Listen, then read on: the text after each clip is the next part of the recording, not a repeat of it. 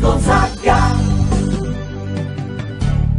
E aí, tudo bem? Fazer exercícios físicos poucas vezes por semana, ao invés de fazer bem, pode ser um problema para a sua saúde. Os peladeiros de fim de semana, aqueles cuja única atividade física é o futebol no sábado ou no domingo, correm mais risco de sofrer lesão muscular. Aquelas pessoas que jogam futebol e se encontram com os amigos no final de semana, mas não fazem nada durante a semana, realmente correm muito risco de se machucar, ter tendinite, artrose, uma torção no joelho. Exercício físico uma vez por semana é risco sempre. Além das contusões musculares, os atletas de fim de semana podem sofrer problemas do coração com variados problemas cardíacos, como um infarto, arritmias graves e problemas mesmo que podem levar à morte súbita. Os especialistas dizem que o ideal é a pessoa se exercitar todos os dias. Se não for possível, a atividade física deve ser feita no mínimo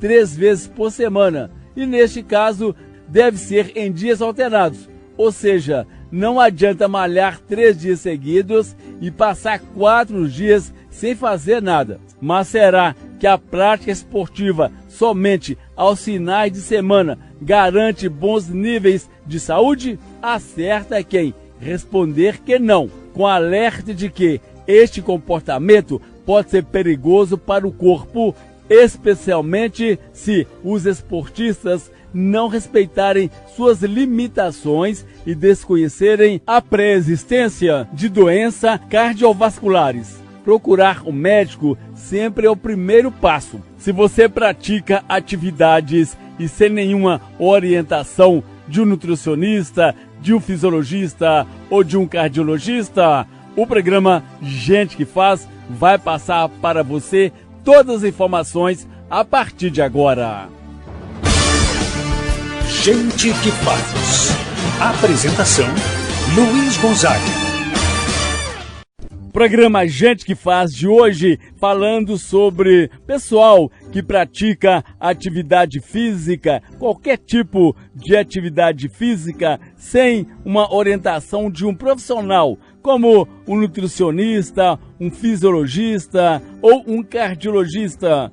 A gente inicia o programa conversando com o fisiologista Bruno Ricker. Ele é de Brasília, esteve dias atrás em Mariana fazendo uma palestra. A gente aproveitou e fez esta matéria com ele. Aliás, Bruno, antes de mais nada, era muito comum a gente ouvir que hipertenso não poderia praticar atividade física. Diabético também, pessoa mais idosa, não pode carregar peso. A fisiologia veio e jogou tudo isso por terra, né? Acabando com este mito.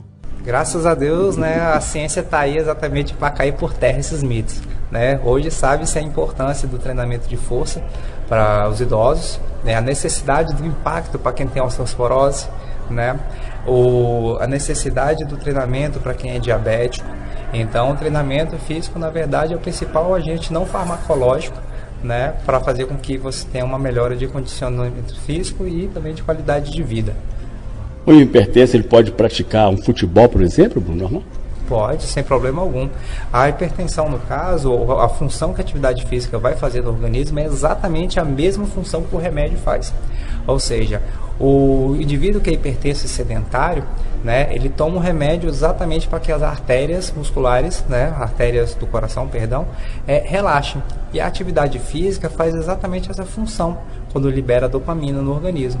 Então, o indivíduo que ele faz atividade física e hipertenso, a tendência dele é diminuir a quantidade de miligramas de remédio no decorrer da vida dele. O mesmo caso também do diabético poderia ser? Sim, o diabético também, a atividade física faz com que a célula se torne um pouco mais sensível à insulina. Consequentemente, ele vai também, dependendo do caso, vai diminuir a quantidade de aplicação de insulina no decorrer da vida dele. Lógico que também tem outros fatores que tem que ser levado em consideração. Um deles é o genético, né? Então tem pessoas que mesmo com todo esse cuidado, fazendo atividade física, fazendo a aplicação correta de insulina, no caso, ele ainda no decorrer da vida dele pode ser que tenha que aumentar. Mas se ele não fizesse atividade física, a tendência seria que ele tivesse aumentado muito mais cedo. Ô Bruno, e esses peladeiros de final de semana, rapaz, jogadores de final de semana, eu faço muito o esporte, cubro muito o esporte, eu vejo, por exemplo, eu cheguei em um campo um dia desse, 1h da tarde, sol rachando na moleira, os gordinhos, rapaz, jogando bola, rapaz, aqueles mais pesadões ali, rapaz, jogando futebol. Como é que você vê a situação? Então, uma situação um pouco delicada no seguinte sentido, né? Porque normalmente os peladeiros de final de semana, eles fazem a única atividade física deles aquele dia, né? Então, se torna quase que a atividade física, nesse caso, se torna quase que uma bomba relógio para eles. Por quê? Por causa que eles são sedentários a semana toda e normalmente, junto a esse sedentarismo, está relacionado a uma questão de fazer uma ingesta errada de alimentação, ou seja, pessoas que têm a tendência a comer mais gordura, não ter uma dieta tão equilibrada, né? E aí quando vai fazer a atividade física ainda vai propiciar em um horário onde que vai ser regada a cerveja, né, às vezes durante o próprio treino. Ou pode explodir tudo. Exatamente. Então, tem que tomar bastante cuidado nesse sentido, né? Não há problema em si em fazer atividade física no horário de meio-dia, desde que, por exemplo, o atleta já esteja, ou o indivíduo já esteja acostumado a 2 vezes na semana, por exemplo, ele vai lá e faz uma caminhada, uma corridinha dele nesse horário. Então, ele vai, né, condicionando o organismo dele a essa situação. Então, o fato de ser meio-dia em si não é um grande problema. O fato é de ser meio-dia junto com esses outros fatores que comentei anteriormente. Ele pode, de repente, sair de campo com batimentos cardíacos alterados, de repente, uma pressão também alterada? Pode sim, inclusive, por exemplo, com desidratação. A tendência, como eu comentei, normalmente esses peladeiros sempre terminam em cerveja. Cerveja a gente sabe que é diurético, então já vai desidratar devido ao clima, né, devido à atividade física e devido à ingestão da bebida alcoólica. Então a chance de desidratação aumenta de forma exponencial. Então é um cuidado a mais, né, que os indivíduos sedentários, né, os peladeiros, têm que tomar bastante cuidado nesse sentido. Gente que faz. Programa Gente que Faz, conversando com fisiologista. Algumas orientações para os praticantes de atividades físicas sem orientação de um profissional, como o fisiologista Bruno Ricker. É comum, Bruno, a gente ver a pessoa praticar uma atividade física, por exemplo, um jogo de futebol, rapidinho, já vai para o boteco, tomar uma cerveja e comer até uma carninha assada de repente. Existe o risco pós-atividade física também? Tem um risco pós, por causa que o indivíduo sedentário é um indivíduo que demora mais para recuperar, né? Então, dependendo do nível de desidratação, um indivíduo pode demorar em torno aí de 48 horas para voltar aos níveis hídricos dele, né? Então, e normalmente, como eu comentei, é regada a cerveja no final, então ele força ainda, como é diurético, força ainda mais a desidratação. Então, às vezes ele pode tomar a cerveja dele, só que ele tem que balancear isso com bastante ingestão de bebida, de água mesmo. Ô Bruno, entra em campo, rapaz, sem nenhum aquecimento, também seria um risco? O cara veste a camisa e já vai pro campo jogar bola. Esse fato também é um fator que também implica, né, em aumento de risco. O aquecimento é algo bem importante, então é interessante. O aquecimento ele serve exatamente como o próprio nome diz, aumentar a temperatura corporal, ou seja, é colocar ele em condições ideais de jogo. Lógico, se o ambiente está quente, e como no exemplo que foi dado aqui, em torno de meio-dia, 1h da tarde, não tem uma necessidade de um aquecimento muito grande, né? Um aquecimento de 10 minutos, né? Ou seja, fazendo movimentações que ele vai executar no campo de jogo, seria interessante. Se está num ambiente frio, né? Que não é tanto um caso no nosso país tropical, mas se for o caso em outros locais, né? É interessante esse aumento da quantidade de tempo de aquecimento, ou mesmo se for trabalhar em horários mais cedo, né, ou seja, o jogo for ser 7 horas da manhã ou à noite, né, porque aí você tem essa necessidade. Então, de acordo com o horário do jogo, é interessante o aumento ou a diminuição do tempo de aquecimento. No caso do jogador amador, mesmo a idade diferenciada do veterano, por exemplo, o risco é o mesmo, o não aquecimento físico, o não preparo. Tem jogador, Bruno, que eu vejo no intervalo do jogo, ele fuma, ele tira um trago, fuma um cigarro. Exatamente. A questão da idade, ela não necessariamente vai fazer com que, se a pessoa é mais velha, ela tem necessariamente um risco maior do que uma pessoa mais nova. Mas a individualidade biológica, sim. Ou seja, a preponderância do indivíduo que tem a parte genética, ou seja, risco familiar mais elevado, com certeza pode fazer com que ele tenha uma chance maior de vir a ter problemas, né? Então a gente não pode fazer essa correlação necessariamente com idade. Contudo, né, quanto mais velho você vai ficando, você aumenta essa propensão de possíveis riscos, ou seja, com essa falta de aquecimento, e também a questão do cigarro propriamente dito, que de forma... Ele volta para dentro de campo, no intervalo ele volta para dentro de campo, fumou um cigarro, o risco é maior. Com certeza, o risco é maior por causa que você, na verdade, você está literalmente entupindo seus alvéolos pulmonares, né, que deveriam estar passando oxigênio puro ali, e você está colocando uma fumaça, literalmente, que vai dificultar essa perfusão sanguínea. Então você vai hiperventilar mais, necessariamente você vai aumentar a sua frequência cardíaca. Gente que faz. Programa Gente que Faz de hoje, o assunto é sobre praticante de atividade física sem uma orientação de um profissional, como um nutricionista, um cardiologista, um fisiologista e outros. A gente agora vai conversar com a nutricionista Ana Paula, falar pra gente como que é uma alimentação antes de uma atividade física, qualquer que seja uma atividade. Ana Paula, obrigado por aceitar o nosso convite. Queria agradecer ao Luiz pelo convite, né? É bom poder falar um pouquinho sobre nutrição, e porque eu vejo que muitas pessoas não têm uma informação mínima para poder usar no dia a dia, que as pessoas praticam atividade física, mesmo no final de semana, né? Mesmo quem não é atleta, e aí alimenta de qualquer jeito e acha que não tem problema porque está fazendo alguma atividade. Mas então, voltando para a sua pergunta, antes da atividade física, é claro que cada modalidade exige um substrato diferente. Substrato que a gente quer dizer é carboidrato, né? Uma quantidade diferente de um corredor precisa de uma quantidade diferente de um fisiculturista, porque ele tem um esporte de longa duração, igual o corredor, a gente fala esporte de endurance. Então ele precisa de mais carboidrato do que uma pessoa que vai fazer musculação, por exemplo. Então, assim, antes do treino, sempre priorizar carboidratos, né? E após o treino, proteína, porque a proteína vai repor o que ela gastou. O carboidrato também é importante antes e após. Legal, a gente vê em jogo de futebol, a gente acompanha muito aí, pão com salame antes do jogo, pão com salame no intervalo, pão com salame no final do jogo, Ana. E aí? Pois é, então, o pão tá legal, agora o salame que tá complicado. Porque assim, o pão é o carboidrato que a pessoa precisa. Então, se a pessoa vai jogar muito em cima da hora, por exemplo, é o horário que ela tem para fazer aquela refeição, não dá nem uma hora antes da atividade. Um pão é interessante, porque ele é um carboidrato que vai ser absorvido rápido, vai virar energia rápido, que a gente quer dizer, né? Tem um treinador, Ana, que levava rapadura para os jogadores. Então, rapadura no intervalo, por exemplo, rapadura para os jogadores.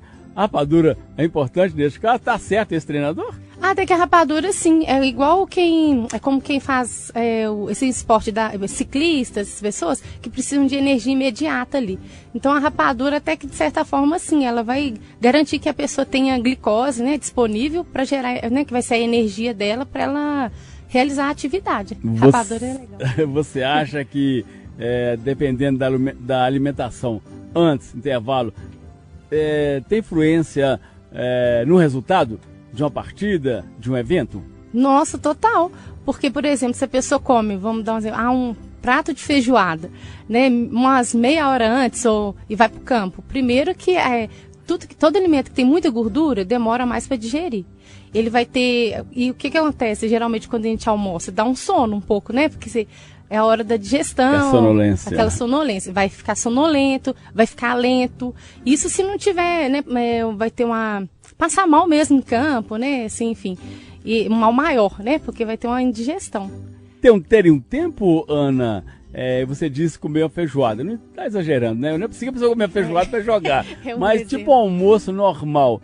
Tem um tempo para começar a praticar uma atividade? Tipo, a meia hora já dá? Uma hora após um almoço, uma refeição? Então, é até melhor que espere quando é uma refeição completa, igual você falou, almoço, né? Mas completa mesmo. Quando eu falo é arroz, feijão, carne, a salada, né? Porque tem gente que come só arroz, feijão e carne, né? É tudo. Então, é bom que ela dê até pelo menos um intervalo de umas 2 horas, até mais, para a digestão já ter sido feita. Para não acontecer isso na hora que ela estiver praticando a atividade e ela não ter um mal-estar. Mas iniciar uma atividade física, um jogo de futebol, por exemplo, de vôlei, basquete, é importante se alimentar de estômago vazio. Nunca é bom entrar numa quadra ou no campo? De forma alguma de estômago vazio, ela não vai ter energia. É igual a gente fala, o que gera energia é o carboidrato. Então, assim, se ela vai alimentar umas horas antes, se ela comer, a gente fala, um carboidrato de absorção mais lenta, por exemplo, pão integral, coisas que tenham mais fibra, né? Comer o que vai fazer a glicose ser liberada mais lentamente e ela vai ter energia mais constante durante o treino. Agora, se, como a gente falou, de imediato, ela vai jogar e tem 20 minutos para ela comer alguma coisa, porque ela está em jejum, então que ela come, por exemplo, uma banana com mel, que o mel ali vai garantir energia rápida, ou isso assim, para uma pessoa que tem, não um atleta, né, porque eu acho que atleta tem que ter uma alimentação mais certinha mesmo, porque jogador de futebol a gente vê em jornal, de vez em quando passa lá, a refeição deles é uma coisa bem equilibrada, tem nutricionista, é tudo direitinho. Mesmo assim ainda passa mal dentro de campo. Mesmo assim ainda passa mal dentro de campo, Pode ser até por uma noite mal dormida, né? Juntou tudo, né? Mas às vezes a alimentação é a maior responsável. Mas uma atividade física em casa também pesada, uma esteira de repente, pode praticar uma atividade física pesada. Isso também precisa de cuidados também, Ana, na alimentação? Totalmente, precisa com certeza, porque se você vai subir numa esteira, em jejum você vai sentir mal, que sua glicemia vai baixar, você vai ficar tonto, vai ter aqueles mal-estar de hipoglicemia, né? Agora, se ela também acabou de comeu ali, acabou de almoçar e vai subir na esteira, vai passar mal, porque é sempre aquela coisa que fala de... tem as mães antigas que ficam assim, quem se acabou de comer não pode entrar debaixo de chuveiro. Essa coisa é um mito. O que faz mal é depois de a gente ter feito uma refeição mais pesada, você fazer uma atividade, porque a energia que você ia usar para fazer a digestão, você também tem que distribuir. Ana, você atende onde mesmo?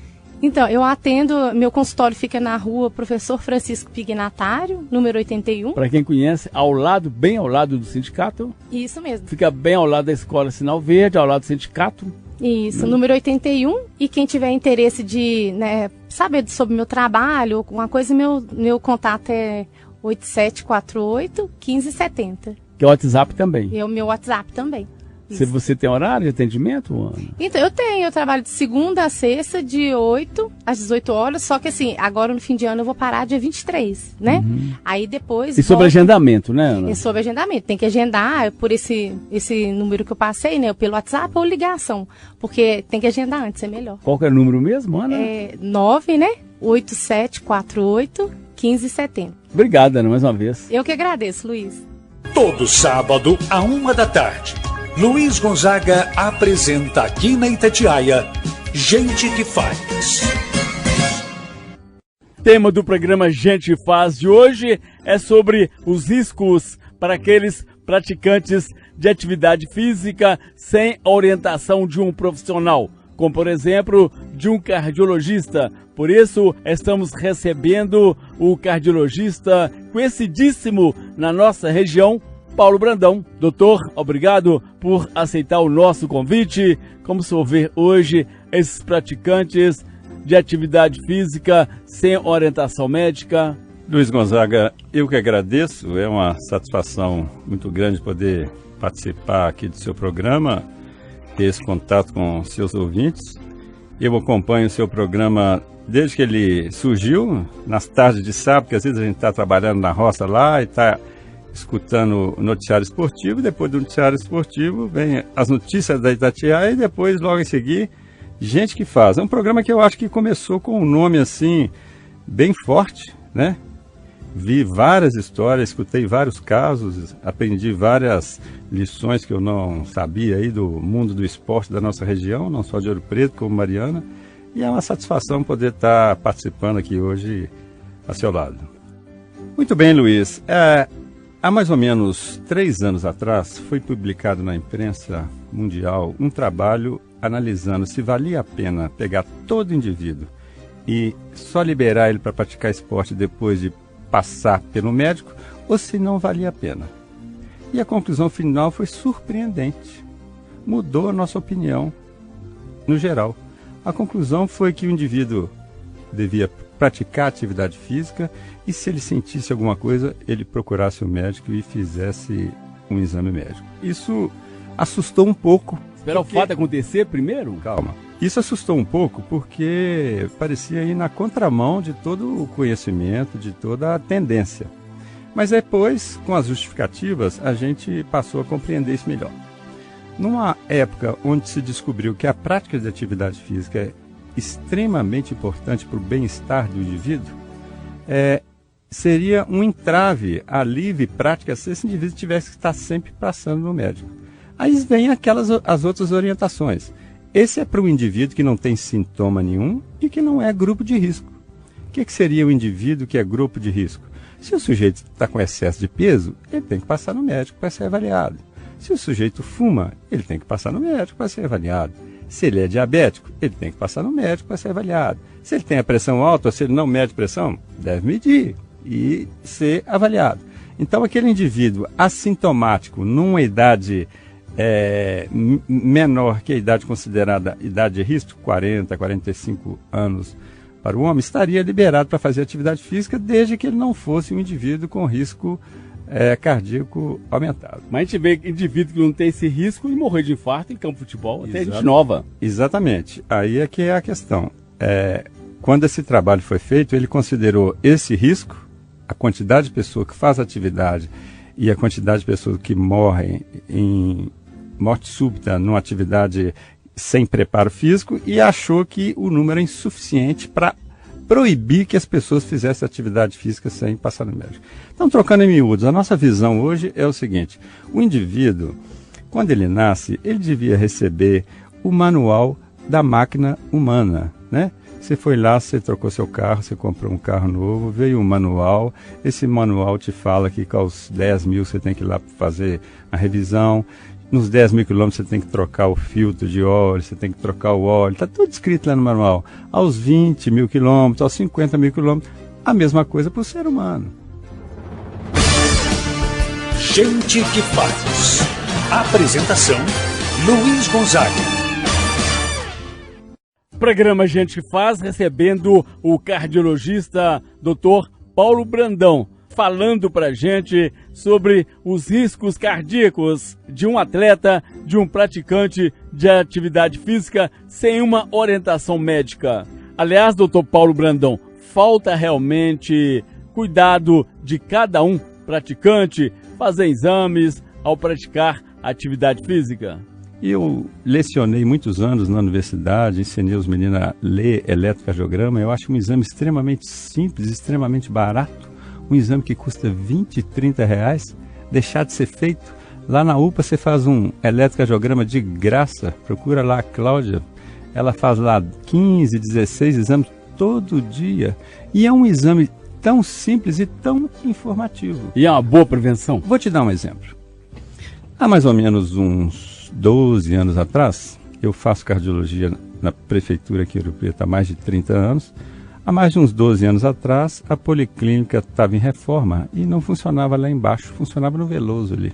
Você lembra dessa fase? Lembro, claro. E eu atendia na segunda-feira, chegou lá um jogador do time de Santo Antônio do Leite, que estava disputando a semifinal, e o time dele passou para a final, e nesse jogo da semifinal ele teve um desmaio dentro do campo. O batimento cardíaco aumenta nessa situação que você acabou de dizer?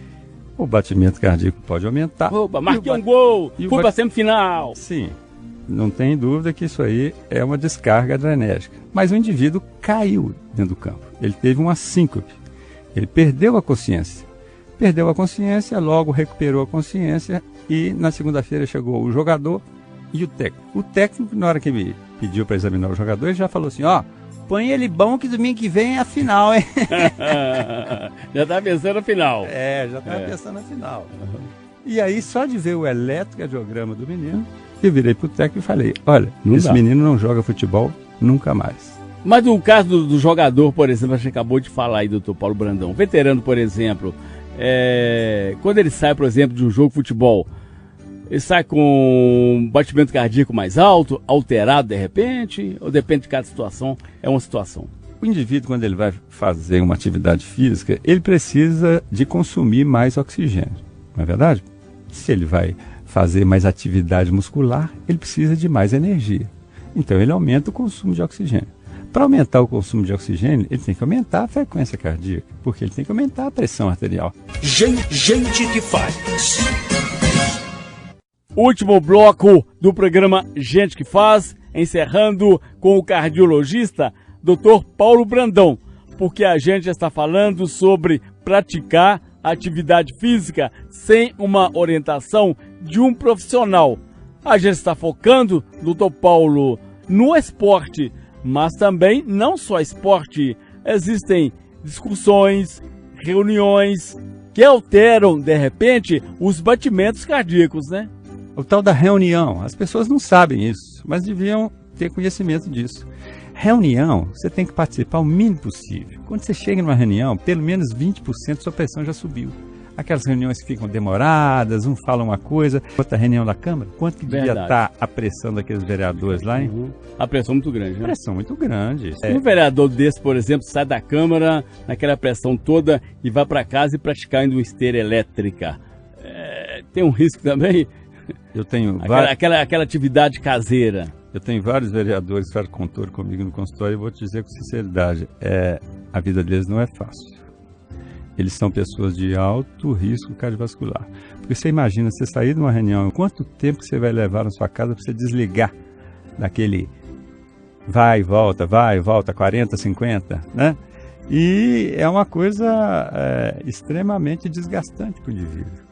Envelhece o indivíduo mais precocemente. Então ele tem que ter atividade física, ele tem que ter uma forma de descarregar essa entropia que é gerada no organismo dele quando ele é submetido a uma situação de estresse, e às vezes constrangimentos, e às vezes pressão de várias naturezas, de vários interesses em cima da opinião dele. Mas essas atividades caseiras também do Paulo Brandão, tem que ter cuidados médicos também? Sem dúvida. Praticar uma esteira elétrica, por exemplo? Sem dúvida. Então, nas atividades caseiras também, que demanda um esforço, vamos lembrar esses dias aí com essa chuva enorme. O sujeito sai para cortar uma grama ali e a grama tá pesada, tá alta, tá dura de levar. Se ele não tem uma condição física adequada, ele não deve se submeter a essa atividade, porque vai aumentar muito a demanda física dele, aumentando o consumo de oxigênio. Se ele tem uma obstrução numa coronária lá, essa coronária pode não dar conta e ele tem um quadro anginoso. Então o cara tem que saber o seu limite, mais ou menos isso. Saber o seu limite e conhecer sobre sua máquina. Como é que está a sua máquina, como é que está o que ele pode, o que ele não pode. Mas dá um sinal, doutor Brandão, tipo dor no peito, dá um sinal quando a pessoa vai passar mal, vai dar um infarto de repente, em um campo de futebol ou em uma piscina? É uma boa pergunta, Luiz. Os sinais da doença cardíaca podem ser variados. O sinal mais temido é um indivíduo que está fazendo uma atividade física e sente dor no peito. Esse indivíduo, até prova em contrário, ele tem uma dificuldade na circulação do coração, ele precisa fazer os exames para poder acertar esse tratamento. Então, o primeiro sintoma, dor no peito. Um outro sintoma é quando o indivíduo faz uma atividade física e ele sente um cansaço desproporcional. Eu não cansava tanto assim, agora estou cansando muito mais do que cansava antigamente. Isso pode ser um sinal que o aproveitamento de oxigênio tem um desnível aí e precisa ser avaliado também. Um outro sinal que às vezes aparece é o indivíduo, como eu citei o caso, o indivíduo está fazendo atividade física e de repente ele tem uma tonteira, sente que vai desmaiar, ou às vezes até mesmo perde a consciência, até mesmo desmaia. Esse aí tem que ser tratado com mais rapidez, porque ele pode estar avisando que vai ter em breve uma situação que pode se agravar de uma hora para outra. Acontece que esse negócio de ter sintoma, com o passar do tempo, a gente fica muito preocupado porque muitas pessoas não têm sintomas ou frequentemente não expressam esses sintomas. Eles acham que aquele sintoma é uma coisa de fígado, é uma dorzinha muscular, é um mal-estar relacionado com outra coisa e não expressa esse sintoma de uma forma compreensível. Mas pode ter uma dor muscular, por exemplo, no peito após um esforço excessivo? Perfeitamente. Isso é muito comum. Então, quando o indivíduo chega para consultar e ele refere dor no peito, quando você pega no peito e ele sente dor, é um ótimo sinal. É sinal que está na caixa torácica, né? Uma outra coisa que chama atenção é o paciente que tem diabetes. O paciente que tem diabetes, ele frequentemente não apresenta esses sintomas tão claramente como a pessoa que tem a glicose normal. Então, no paciente diabético, a gente tem que ficar mais de olho, porque a doença pode aparecer sem se expressar de uma forma clara. Dr. Paulo Brandão, obrigado pelas orientações aqui no programa Gente que Faz. O senhor que é um amante do rádio, né, Dr. Paulo? Quando você está vendo televisão, presta atenção, você que está me ouvindo. Quando você está vendo televisão, o seu cérebro está captando um som e uma imagem. E seu olho tem que estar ali, ó, parado naquela imagem. Quando você está escutando rádio, você está escutando as notícias toda, e seu olho pode estar fazendo outras coisas, trabalhando outras coisas. Então, a televisão te prende, te escraviza. O rádio não chega a esse ponto. Pode estar dentro do carro, qualquer lugar, o rádio é um companheiro. ouvindo. Se você chegar lá em casa agora e não achar 15 rádios dentro de casa, alguém roubou algum. Porque rádio tem para todo lado. O rádio não pode morrer jamais, né, Luiz? E com certeza jamais morrerá. O programa Gente que Faz volta no próximo sábado. A gente vai falar sobre o Natal e fazer essa pergunta: o que é o Natal para você? No próximo sábado, 13h, programa Gente que Faz de volta. Obrigado, uma boa tarde para todos, um ótimo final de semana, fica com Deus. Luiz Gonzaga. E aí, tudo bem? Fazer exercícios físicos poucas vezes por semana, ao invés de fazer bem, pode ser um problema.